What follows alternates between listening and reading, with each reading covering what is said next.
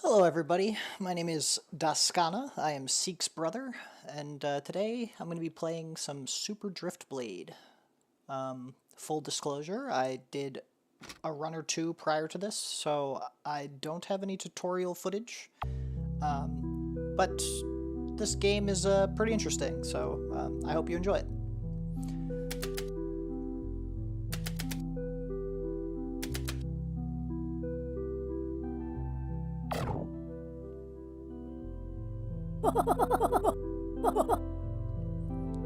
Now, I like the classic noises when characters are talking. However, after a couple of runs, I'm sure that the could get, you know, a little annoying. But I definitely like the old school feel.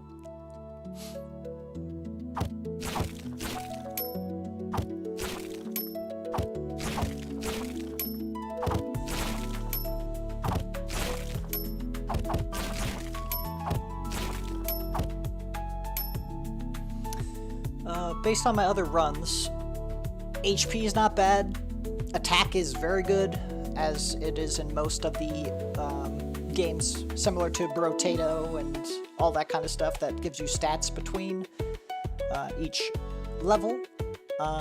Attack range, you need so much of it to really make this line any bigger, because it's only upping it by a percentage. Max SP is, in my opinion, always worth, because it gives you another attack before you have to wait out the cooldown.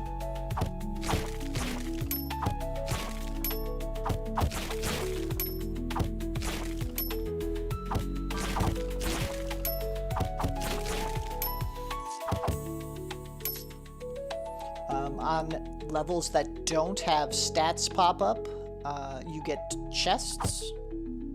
A lot of cool items so far. I'm not going to spoil anything, but there are ones that are really interesting that kind of make you choose a different type of build than what you might have currently been going for. But all in all, I like the variety that I've seen so far.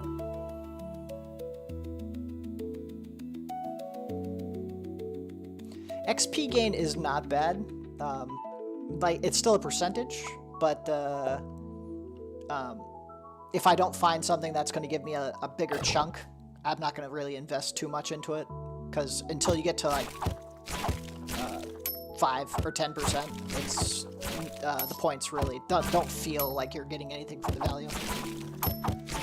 Ranged characters in this have a bit of, like, I don't know if it's their hitbox for their bullets seem like they're a little wide. I don't know if it's wider than the bullet itself, but it could have been that I've just moved slower than I thought I was moving. But I feel like there needs to be maybe a little bit more forgiveness on ranged animations.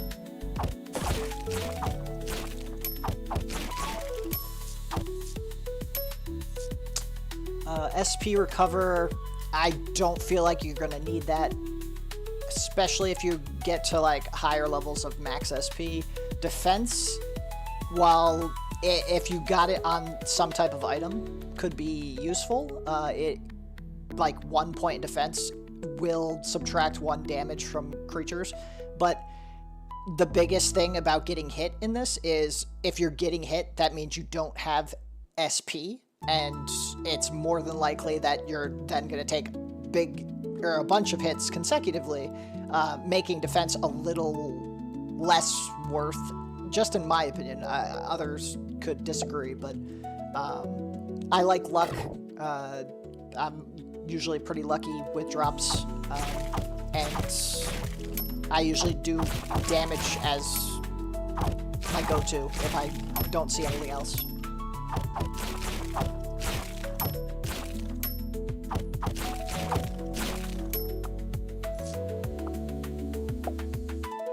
Max SP equals damage. This robot, I haven't figured out what to do with it yet, but it has quite a bit of dots dialogue where it's just dot dot dots. I'm guessing it's part of the puzzle going forward.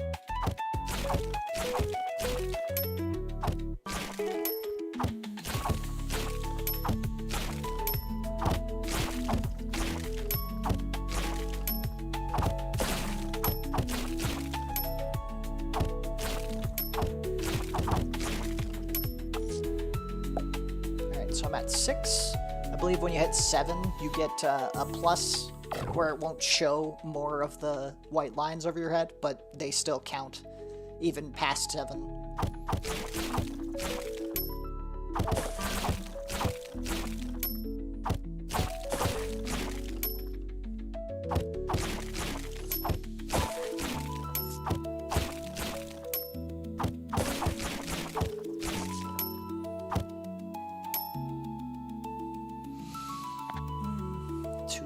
Two attack is probably better than 1 max XP currently, because I'm noticing that mobs are gonna start getting to the point where you can't just one-shot them as easy without a little more damage. Now we have charging mobs.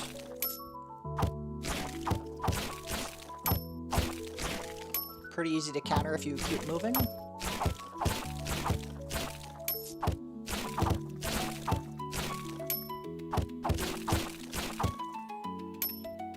Chests. 4 defense. That's pretty nice. Lose some luck, but the amount of stats that I'm getting on this, definitely worth. Losing defense obviously means I'm taking extra damage per hit, and I know that that won't be a good thing going forward. And as I said, there's the plus, which will mean anything past 7 is going to be additional SP that won't track on the counter, but still exists.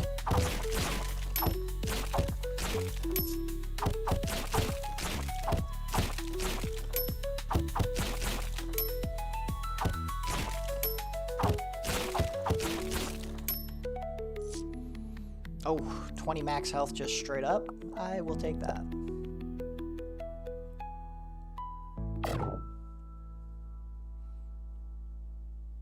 So this is a interesting character. She's a sunbathing frog person that is kind of like the gatekeeper, essentially, to the first boss area coming up. Excuse me. And she really doesn't know a lot about what's going on. She doesn't have a business. And what's up ahead, she doesn't know what it is, but it's always been there, apparently. And this is what she's talking about, this weird black object in the center.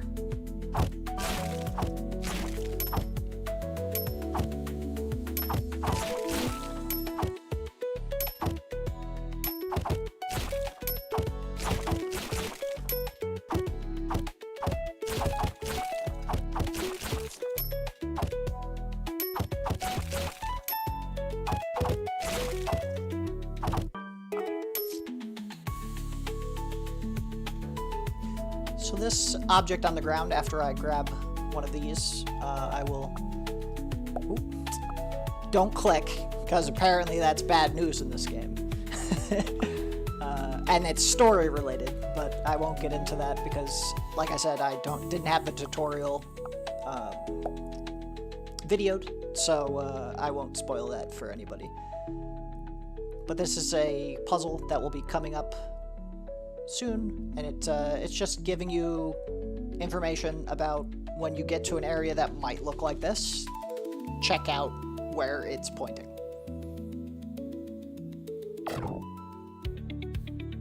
This is Larry. For those of you who don't know, Larry is a trainer of apprentices. So like anyone coming out here probably trains with Larry, but he seems to be waiting for a specific person to do training, not us.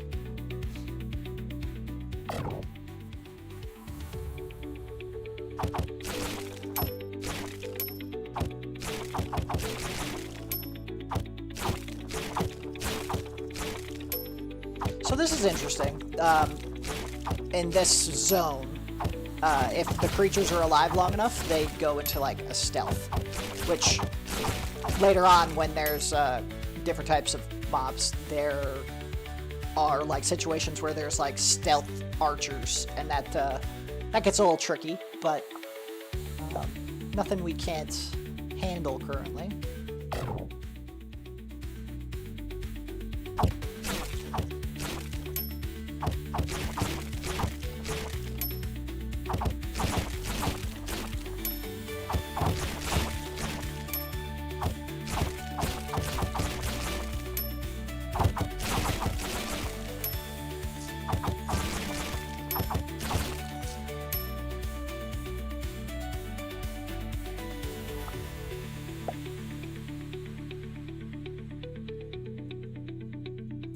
I noticed this a couple playthroughs. I'm guessing it's going to be something eventually, but there's really nothing I can do with it currently.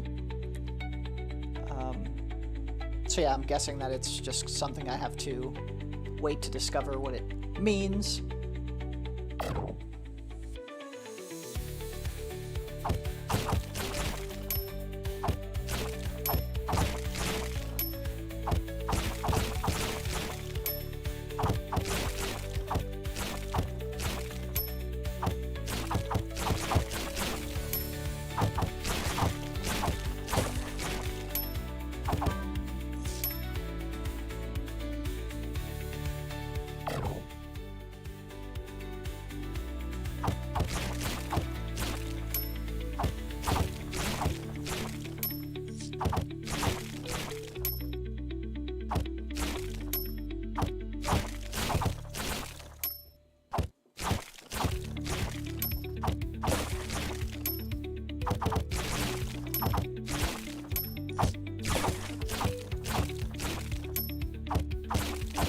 The big things explode, so you gotta watch out for that. Especially if they stealth and you're running up to, like, kill an enemy that you think is not an exploding enemy. That's happened a couple times.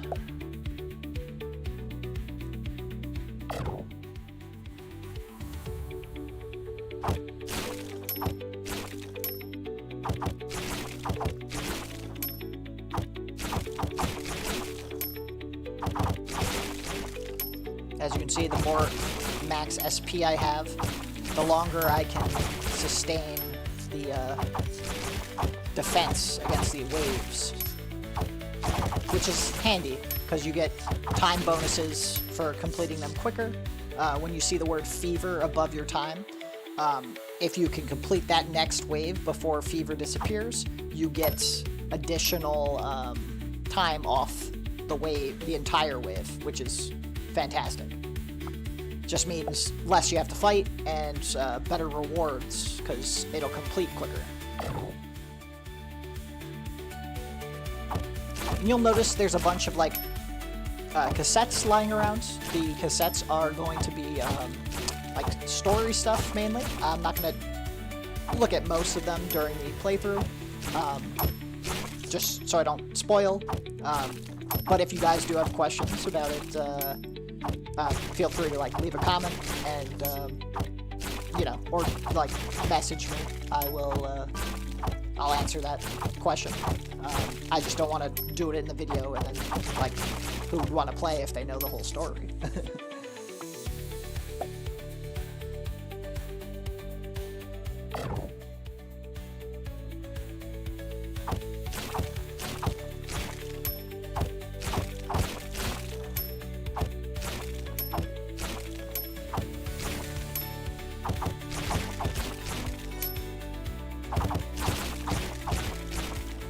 As you can see, the timer just really took a dive because I managed to complete that fever.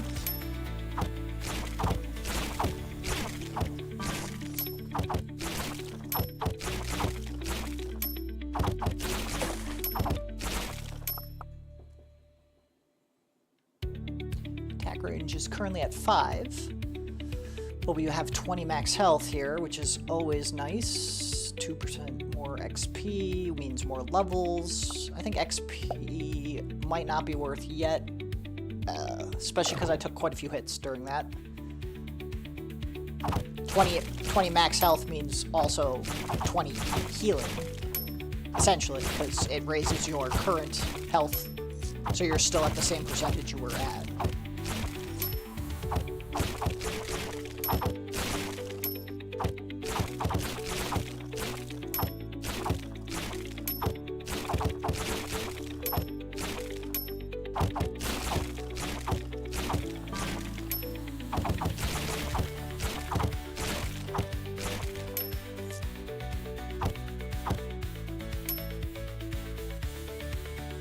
HP gain is those drops that look like hearts. It'll up the amount that you heal from them by 3.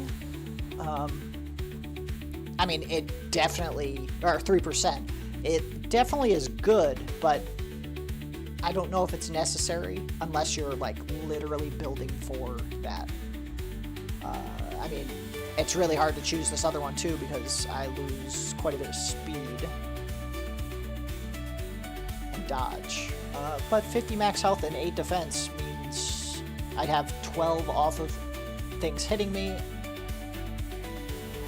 and a big chunk of health.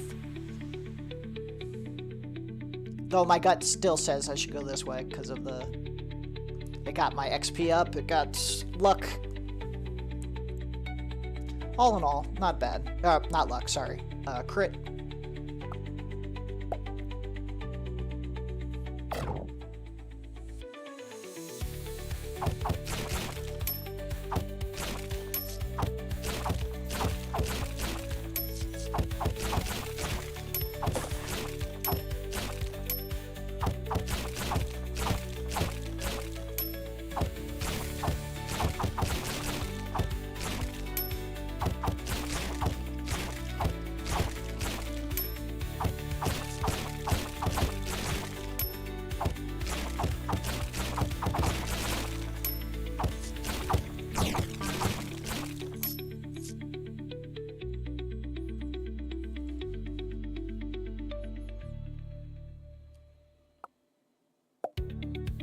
I was debating whether or not the 2% to crit was going to help. It would obviously help, but straight damage at this point is better. There is a sparkly thing down there that is more story stuff, and there's also something off this direction, but also don't want to spoil it, so we're going to just move on.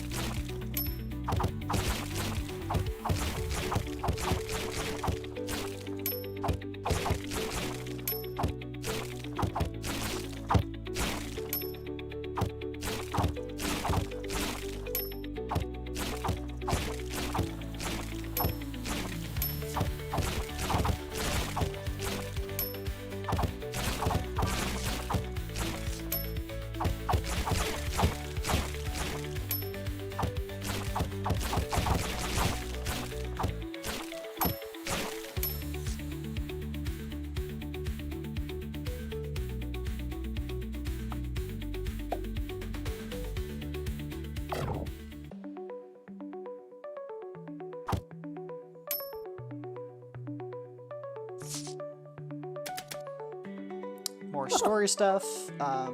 This character's pretty interesting. The flotation device is apparently a very magical device that allows him to catch big fish. I haven't seen him fish at all, but I will take his word for it because it is a fantastic looking floaty.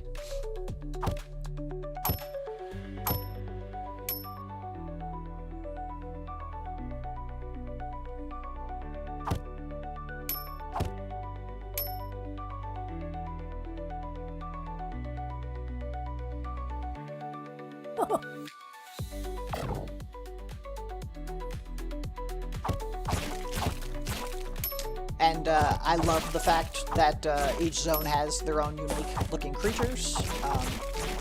I also like that there are what I assume is slippery water effects that come off of some of the mobs. Makes it harder to change the direction of your swing, so you want to kind of like hit and move. in this area. But yeah, I enjoy the progression pace that has been set for the game. Thinking about suggestions, possibly giving options for different weapon styles. But I mean, the bat's great, but perhaps like even allowing some starts with like bow or a wand type start. I'm not sure if it's story related why it's a bat, but it just could be a interesting change of pace to like have different options for the type of weapon you start with.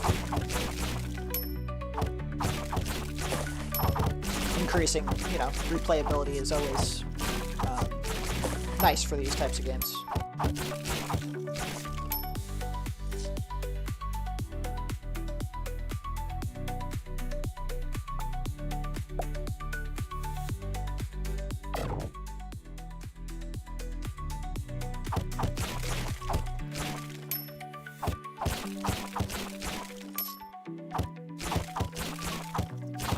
So you'll notice every once in a while there's like, as best I can describe, like glitch error boxes pop up. That's showing you that the time limit is approaching. I haven't seen like when it like really starts affecting me, but in most of my playthroughs I didn't get to the point where like it became a nuisance, but I have definitely noticed them. It's very apparent that glitch like pops up on your screen and tells you, hey, something's going on. Story related again. It's not an actual bug. It's, well, I guess technically it is, but it's not due to something the devs made a mistake on. It's intentional.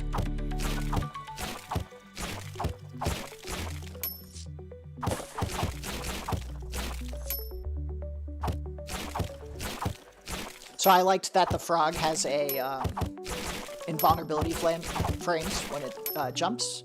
It's pretty cool to have like a can't touch me while I'm up in the air for a normal mob.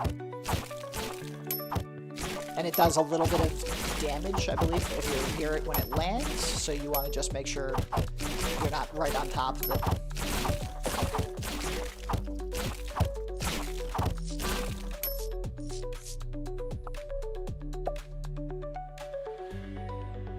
As you can see, there's this, like, the glitch doesn't only just show up here, it's also in front of this door, and if you walk into the door at this point in the game, you take damage.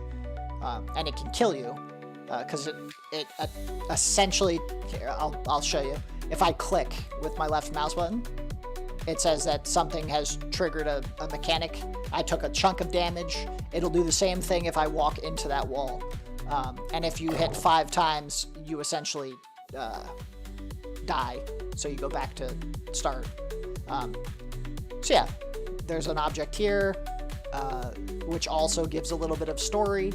Well, the object doesn't give story, but this gives story stuff, the little cassette. This gives another puzzle. And then the only thing we can really do here is go into this, which, from what I can tell, it speeds up time, and then we die. So, back at start, you can essentially do the game again at this point, but there are different, if you look at the clues you've gathered, which are cassettes and the different maps and such, you'll notice that there are different paths that you can find, and if you take different paths, different NPCs might be might have different things to say and or do different things, which I thought was a really cool twist to the genre, and definitely something that makes this game kind of special and unique. But yeah, that is Super Drift Blade. Those are the basic mechanics. If you guys liked the video, be sure to like and subscribe on Play My Games, Ceak's YouTube channel. And yeah, I guess I'll see you in the next one. If you guys actually have any other games, or if you want to see me like start something from the beginning, you can leave comments on the video, and I'll definitely be sure to respond. Take care, everybody.